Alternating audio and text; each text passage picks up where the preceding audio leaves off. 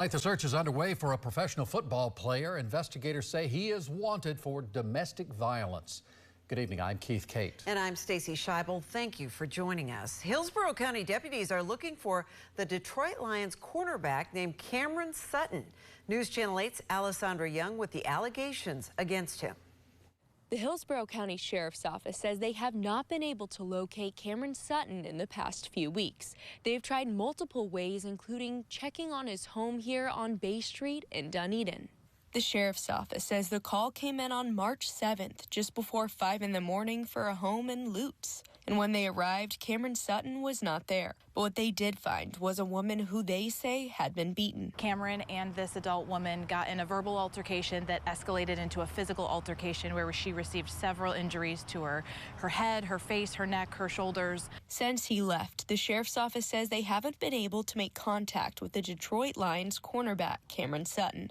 They've tried calling him, showing up to his homes, and contacting an attorney he uses. Now, there's an active arrest warrant out for domestic battery by strangulation, and they're hoping the community can help. Someone in the community knows where he is and they reach out and let us know, or two, he sees this and says, I've got to do the right thing, and turns himself in. Professors of criminology who have studied crime patterns in the NFL say in their studies, players have committed less crime than the general population of men. But they have been seeing less instances since the NFL changed the way they handle domestic violence. We saw that crime went down and that reports of domestic violence went down. Doesn't mean it doesn't happen, but they seem to be at a much less frequent occurrence than they were, I'd say, probably between 2010, 2015.